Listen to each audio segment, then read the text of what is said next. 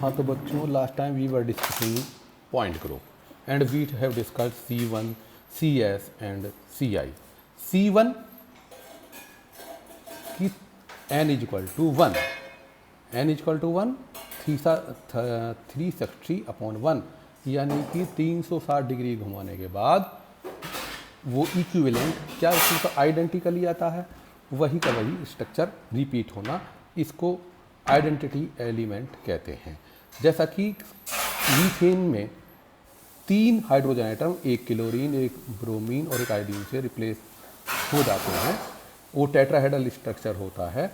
उसमें क्या होता है कि एक हाइड्रोजन ऊपर की साइड में अगर हो गया तो एक ब्रोमीन जो है प्लेन में हो गया, तो क्लोरीन ऊपर की साइड में प्लेन के और आयोडीन फॉर एग्जाम्पल प्लेन के पीछे की साइड में, एक छतरी टाइप हो गया टेट्राहेड्रल।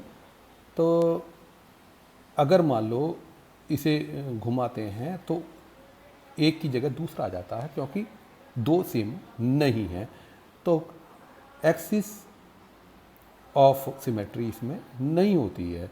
अब क्योंकि ये प्लेन में नहीं है तो प्लेन ऑफ सिमेट्री भी इसमें नहीं है, केवल आइडेंटिटी होती है। तो इसे C1 को E से रिप्रेजेंट करते हैं।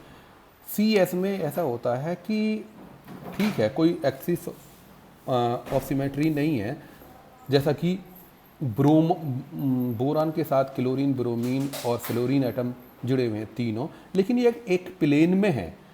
एक अगर हम घुमाएंगे C3 पर 120 पर, तो एक दूसरे की पोजीशन तो ले लेंगे, लेकिन बात यह है कि अपनी पोजीशन, उस पोजीशन पर वही एटम आना चाहिए। नहीं आता तो कोई इसमें ना C3 है ना C2 है, नहीं है। अब बात करते हैं, क्योंकि एक ही प्लेन में है तो प्लेन ऑफ सिमेट्री जो है होगी। अगर प्लेन में है तो प्लेन ऑफ सिमेट्री होगी। तो मतलब ये है कि एक ही प्लेन में है तो प्लेन को आधा काट देंगे तो आधे एटम एक साइड में आ जाएंगे, आधे दूसरे साइड में आ जाएंगे। ऐसी NHF2 में है कि अगर नाइट्रोजन में एक H जो है नाइट्रोजन और लॉन पेयर के साथ में ले लेंगे तो एक फ्लोरीन इधर एक फ्लोरीन इधर, तो बीच में जो है वो प्लेन आ जाएगा, तो ये प्लेन ऑफ सिमेट्री आ जाती है। अब इसके बाद करते हैं कि उसमें कोई एक्सिस ऑफ सिमेट्री नहीं है और प्लेन ऑफ सिमेट्री नहीं है, लेकिन इन्वर्जन सेंटर हो, जैसा कि कल कर लिया था डाईफ्लोरो ईथेन में के एग्जाम्पल में। एक क्लोरीन एटम से एक हाइड्रोजन, एक फ्लोरीन और एक क्लोरीन जुड़ी हुई है, दूसरे के साथ में हाइड्रोजन, फ्लोरीन, क्लोरीन के एक एटम जुड़े हुए हैं। लेकिन अगर मान लो इन्हें घुमाते हैं तो ऊपर नीचे की वजह से इनमें कोई एक्सिस ऑफ सिमेट्री नहीं निकल के आता। रिफ्लेक्शन की तो बात ही नहीं होती, क्योंकि जो है तीनों अलग अलग हैं। लेकिन हाँ, इतनी बात जरूर थी कि एक फ्लोरीन एटम के अपोजिट साइड में चले तो दूसरा फ्लोरीन एटम, एक हाइड्रोजन के अपोजिट साइड में चले तो दूसरा हाइड्रोजन एटम, एक क्लोरीन एटम के साथ दूसरे साइड में चले तो दूसरा क्लोरीन एटम आया था। इन्वर्जन सेंटर उसमें था। तो इस तरीके से आइडेंटिटी पर इन्वर्जन सेंटर होता है, CI कहलाता है, और CI को S2 से भी रिप्रेजेंट करते हैं। अब चलते हैं कि CN पॉइंट ग्रुप पर। CN पॉइंट ग्रुप का सबसे पहले एक सिंपलेस्ट एग्जाम्पल लेते हैं हम बोरॉन का, BF3 का। BF3 में क्या होता है कि ये एक्स एक्सिस है, ये जेड एक्सिस है, परपेंडिकुलर ये पेन वाला वाई एक्सिस है। तो तीनों फ्लोरीन एटम एक ही प्लेन में प्रेजेंट हैं। तो प्रिंसिपल एक्सिस देखने के लिए तीनों फ्लोरीन एटम एक ही प्लेन में प्रेजेंट हैं। तो ये हम अगर एक्स की बात करते हैं तो ये सिमेट्रिकली डिवाइड नहीं है। जेड की बात करते हैं तो एक फ्लोरीन एटम इधर है, एक फ्लोरीन एटम है, तो इसमें ये C2 है। वाई की बात करते हैं जो इसके परपेंडिकुलर हैं, तो 3 फ्लोरीन एटम रोटेट करते हैं। जब 120 डिग्री पर इन्हें रोटेट करते हैं, एक दूसरे की पोजीशन को ऑक्यूपाई कर देता है। तो इक्विवेलेंट कॉन्फ़िगरेशन हो जाता है 120 घुमाने के बाद अलोंग वाई एक्सिस। तो इसमें C3 along Y axis of symmetry है। उसके बाद करते हैं C2 की।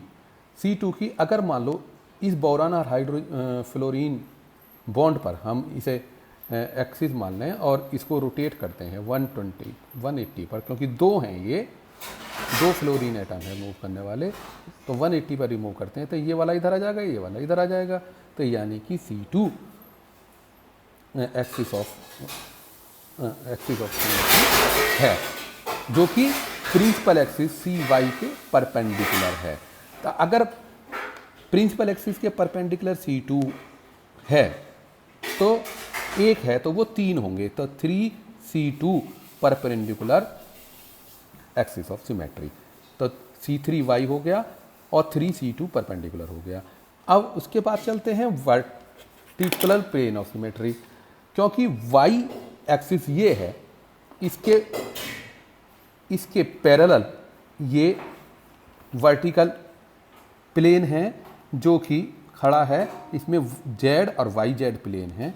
इसमें देखते हैं तो ये फ्लोरीन एटम के साथ जो है अलोंग Z एक्सिस है और ये ऊपर Y एक्सिस है। तो ये देखिए ये वाला जो फ्लोरीन एटम है इसका रिफ्लेक्शन लेफ्ट में नीचे की साइड में आ रहा है, तो यहाँ एक एटम होना चाहिए। देखिए तो यहाँ एक एटम हैगा, तो यहाँ ये वर्टिकल प्लेन ऑफ सिमेट्री है क्यों, और ये प्रिंसिपल एक्सिस के पैरेलल है। तो इसका मतलब three vertical plane of symmetry होने चाहिए, 3 सिग्मा V। ठीक, 3 सिग्मा V हो गए, 3 परपेंडिकुलर C2 हो गए, C3 हो गए। अब जाते हैं कि horizontal plane of symmetry. Horizontal plane principal axis तो ये है, इसका हॉरिजेंटल पड़ा हुआ जो कि परपेंडिकुलर है ये है, ये हॉरिजेंटल प्लेन में ही पड़े हुए हैं चारों एटम। तो ये समझ लो कि इसमें ही है। अब इन्हें जो है इसको खड़ा कर देते हैं, इसे काट देते हैं, तो आधे आधे एटम चारों के एक साइड में, चारों के एक साइड में। तो इसका मतलब हॉरिजेंटल प्लेन ऑफ सिमेट्री भी इसमें है। C3 है, 3 हो गया, प्रिंसिपल एक्सिस के परपेंडिकुलर C2 है, तो दोनों हो गए, तो यहाँ D हो गया, D3 हो गया, और हॉरिजेंटल प्लेन ऑफ सिमेट्री था D3H हो गया। तो यहाँ इसका पॉइंट ग्रुप हो गया D3H। BF3 का ये सिंपलेस्ट मॉलिक्यूल है और इससे सारे जो है पॉइंट ग्रुप इस पर भी डिपेंड करेंगे। अब इसी टाइप का ये इसके बाद लेते हैं हम H3PO3। H3PO3 में क्या होता है, फास्फोरस की 5 वैलेंसी होती हैं, phosphorus double bond oxygen, phosphorus oxygen hydrogen, phosphorus OH, phosphorus OH।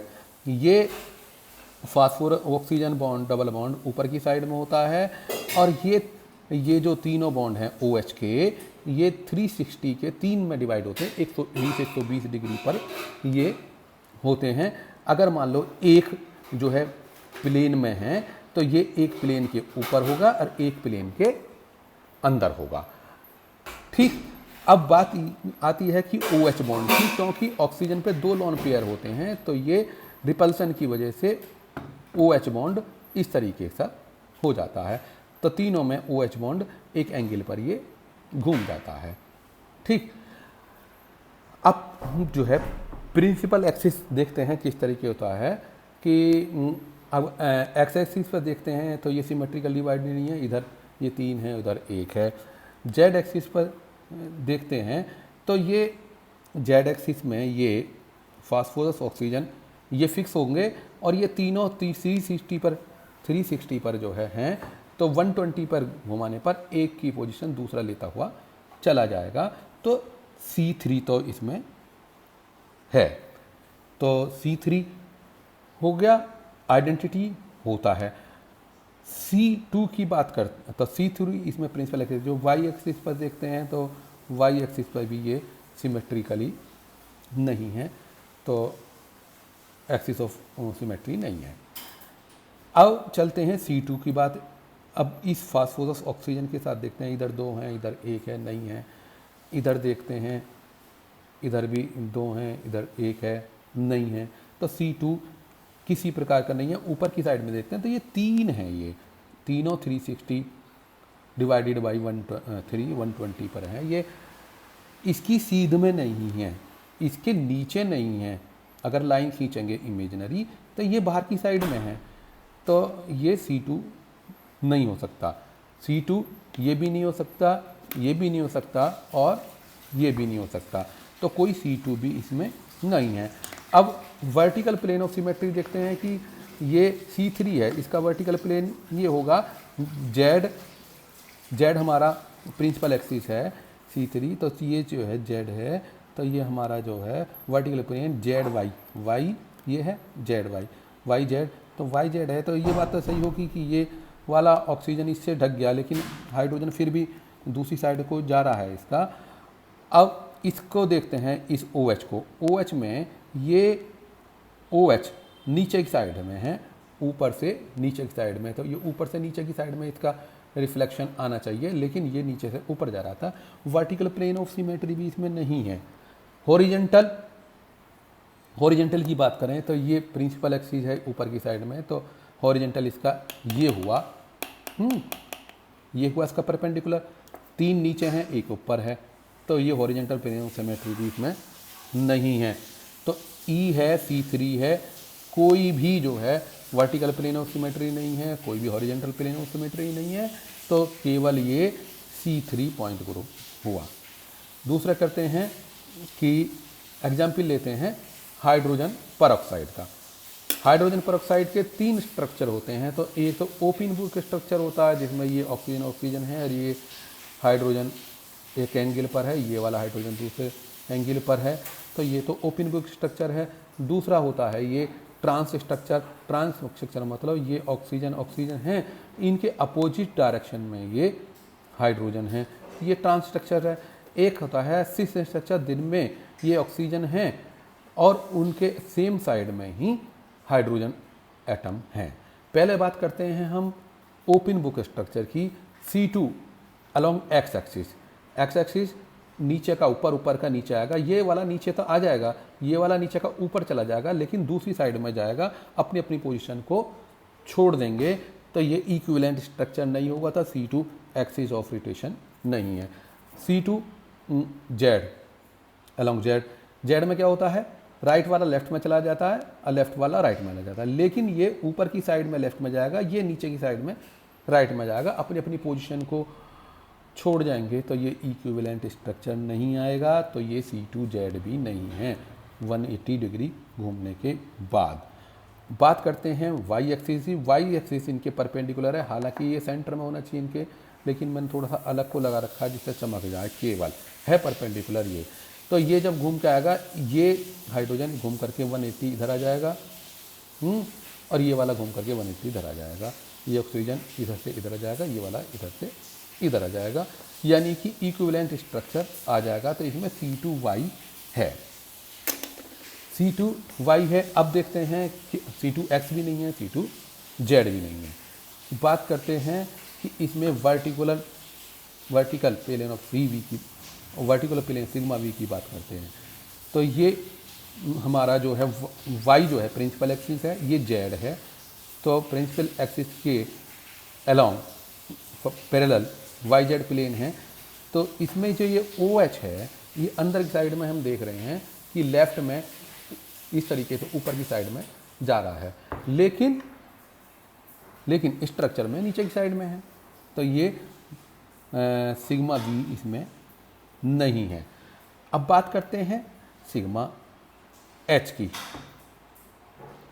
Sigma H की यानी हॉरिजेंटल प्लेन यानी परपेंडिकुलर प्लेन, यूँ तो हमारा प्रिंसिपल एक्सिस है, इसका परपेंडिकुलर ये हुआ, ये प्लेन ये हुआ, क्योंकि ये प्लेन में नहीं है, ये ऊपर को उठा हुआ है, एक नीचे को उठा हुआ है, इसलिए में हॉरिजेंटल प्लेन ऑफ सिमेट्री इसमें नहीं होगी, तो ये केवल C2 ही होगा जो अलोंग Y एक्सिस है।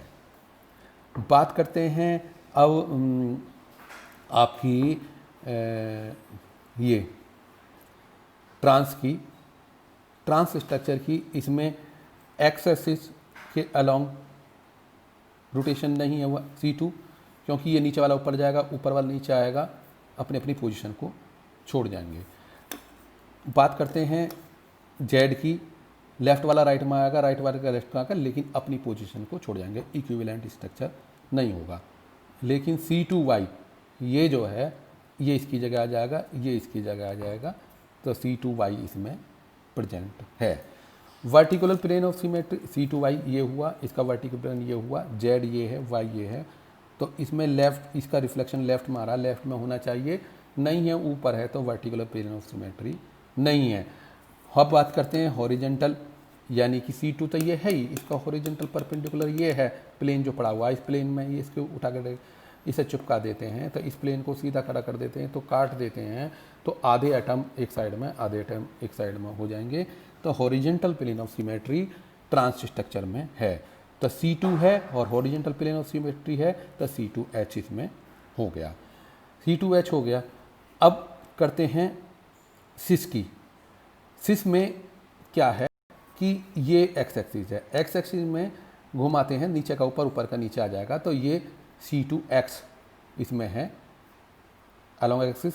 जेड एक्सिस ऊपर है, तो राइट का लेफ्ट में, लेफ्ट का राइट में आ जाएगा, तो ये राइट से लेफ्ट में आ जाएंगे, लेकिन ये इनकी जगह खाली हो जाएगी, इसलिए C2Z इसमें नहीं है। अब Y की बात करते हैं, Y इसके परपेंडिकुलर है, जब घूम के आएगा तो ये वाला इस साइड में आ जाएगा, ये वाला इस साइड में आ जाएगा, तो अपनी अपनी पोजीशन को छोड़ जाएंगे, तो C2Y इसमें नहीं है। दोबारा देखिए, ये परपेंडिकुलर Y है, ये जब इसे घुमाएंगे तो ये वाला यहाँ आ जाएगा और ये वाला यहाँ आ जाएगा, डायगोनली होता है ना, ये यहाँ आएगा और ये यहाँ जाएगा, तो अपनी अपनी पोजीशन को छोड़ जाएंगे। तो इक्विवेलेंट स्ट्रक्चर नहीं होएगा, तो ये इसमें C2Y नहीं है, C2X ही है। C2X है, C2X का अब वर्टिकल प्लेन क्या है, ये X है, ये Y है, C2Y, तो इसमें वर्टिकल प्लेन हुआ, तो ये जो है देखिए, ये जो ये पोर्शन है, ये ऊपर इसमें रिफ्लेक्ट हो रहा है, ठीक, ये रहा है ना, तो ये है, तो ये देखिए ऊपर इस जगह होने चाहिए ये एटम, दोनों के दोनों हैं, तो इसमें वर्टिकुलर प्लेन ऑफ सिमेट्री है, और जब है तो ये जो है दो ही होंगे, दो वर्टिकुलर प्लेन होंगे, तो उसमें गिनने की जरूरत नहीं है, होगा, तो C2 है और V है, तो C2V हो गया, C2H ट्रांस में हो गया, C2V सिस में हो गया, ओपिन में केवल C2 ही हुआ, Y तो हमने लिख दिया है लेकिन ज़रूरत नहीं है, C2Y ही होगा। ठीक, अब चलते हैं C2V, CNV में, N कुछ भी 1 2 3, तो CNV में चलते हैं, तो N या C2V water molecule simplest molecule है। इसमें क्या होता है कि ये ऑक्सीजन एटम है और ये ऐसे एंगल पर ये और हाइड्रोजन अटैच होते हैं, क्योंकि ऊपर 2 लॉन पेयर होते हैं, उनकी रिफ्लेक्शन की वजह से इनमें एंगल होता है। इसमें देखते हैं एक्सिस ऑफ रोटेशन, अगर मान लो एक्स की बात करते हैं, एक्स को घुमाते हैं, तो ये जो है हाइड्रोजन ऊपर पहुंच जाएंगे, ऑक्सीजन नीचे आ जाएगा, ये जैसे ये है तो इसका उल्टा हो जाएगा, सिमेट्रिकल नहीं होगा। ठीक, और बात करते हैं जेड की, C2Z की। जेड में इसे ये जेड है, ऑक्सीजन फिक्स है, घुमाते हैं तो हाइड्रोजन इधर वाला इधर आ जाएगा, इधर वाला इधर आ जाएगा, 180 यानी C2 यानी कि 180 डिग्री घुमाने के बाद position left to right C2Z में हो जाएगी। तो यहाँ C2Z इसमें है। ठीक, C2Z इसमें है। और अगर बात करेंगे Y एक्सिस की, तो 180 पर घूमेगा, ये वाला यहाँ पहुँच जाएगा, ये वाला यहाँ पहुँच जाएगा, अपनी जगह को छोड़ जाएगा, इसलिए इसमें ये C2Y नहीं है, C2Z ही है ना। ये अगर मान लो Z एक्सिस Y एक्सिस लें तो 180 घूमने के बाद ये वाला यहाँ पहुँच जाएगा और ये वाला यहाँ पहुँच जाएगा, अपनी अपनी जगह को छोड़ जाएंगे, तो C2Y नहीं है, तो C2Z इसमें है प्रेजेंट। ठीक, C2Z प्रेजेंट है। अब बात करते हैं प्लेन की।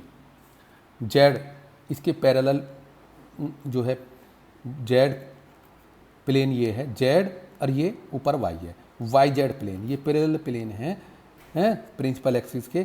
तो हाइड्रोजन इधर है तो इधर भी इधर प्रेजेंट होना चाहिए, ये दिखाई दे रहा है नीचे की साइड में, ये रहा प्रेजेंट है।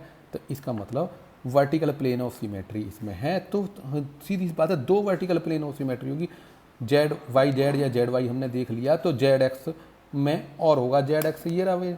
अब ये क्योंकि प्लेन में है, इसके उठा करके यहाँ रख देंगे इसके ऊपर और इसको प्लेन को काटेंगे तो आधे एटम एक साइड में आधे एक साइड, तो जेड एक्स जो है सिग्मा है। तो एक vertical plane of symmetry Z X और एक जेड वाई, और आइडेंटिटी सब में होता है। तो ये C2V इसका पॉइंट ग्रुप हो गया।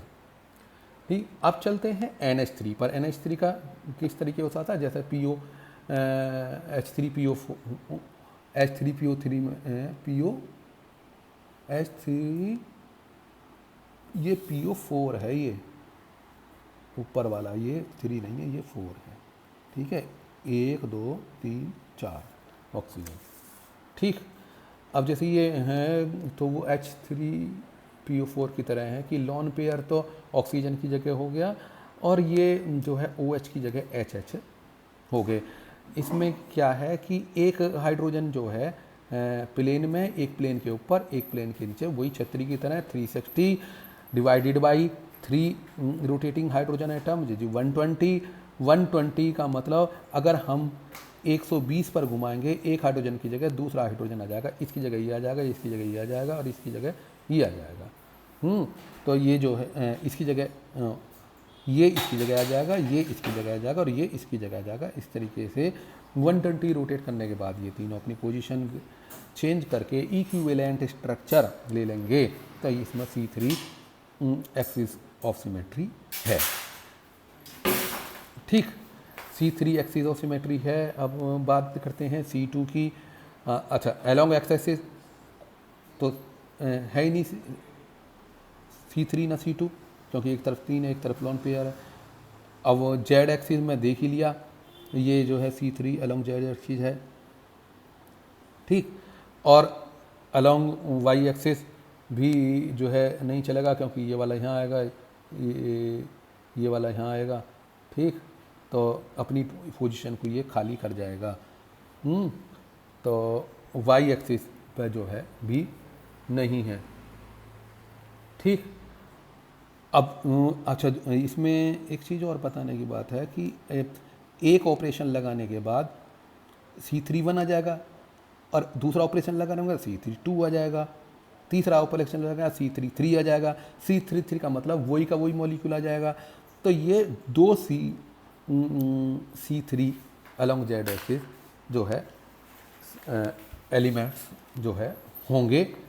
तो ये आगे जो क्लास जो हम कराएंगे करेक्टर टेबल, उसमें ये काम आएगा।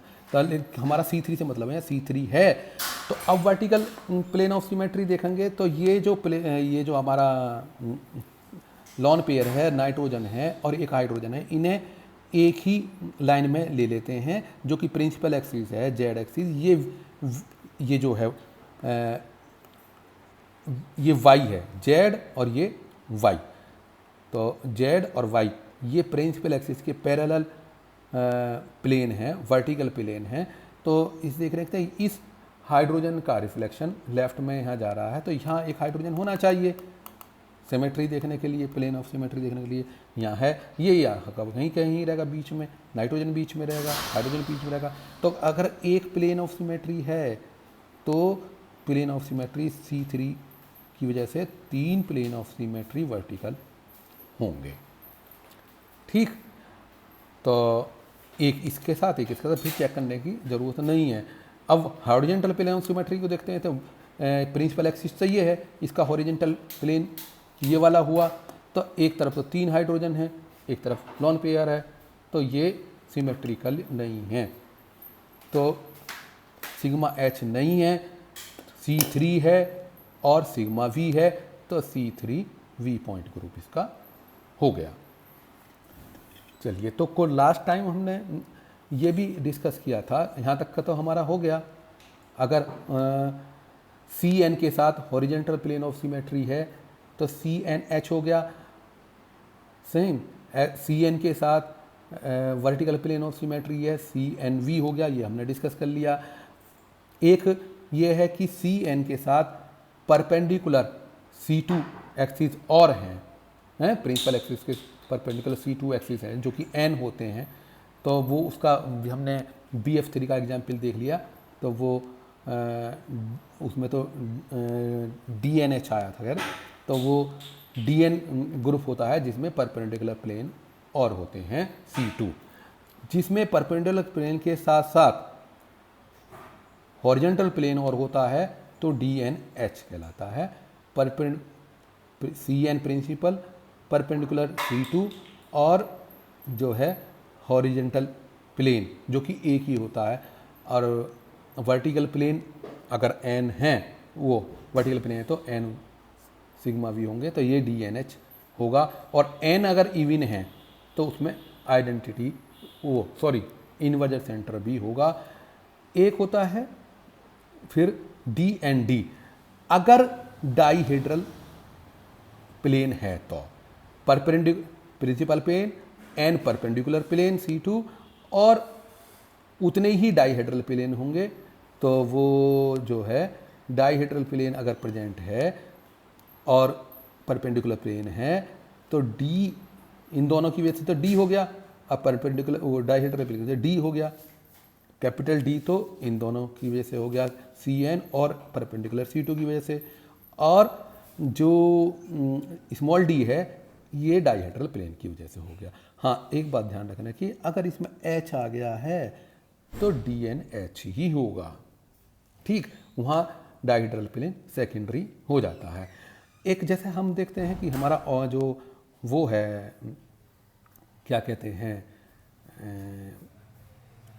मीथेन, वो टेट्राहेड्रल है। टेट्राहेड्रल में तो अगर उसमें T से रिप्रेजेंट करते हैं टेट्राहेड्रल वाले मॉलिक्यूल को, हॉरिजॉन्टल प्लेन है तो TH से, और डाइहेड्रल प्लेन है तो TD से करते हैं। एक होते हैं ऑक्टाहेड्रल ग्रुप, अगर जो है उसमें O से रिप्रेजेंट करते हैं, अगर उसमें हॉरिजॉन्टल प्लेन और है तो OH से रिप्रेजेंट करते हैं। ऐसे ही एक आइसोको हाइड्रल ग्रुप होते हैं जिसमें जो है मॉलिक्यूल के 20 फेस होते हैं, उसे I से रिप्रेजेंट करते हैं। ये हम आगे डिस्कस करेंगे। Thank you.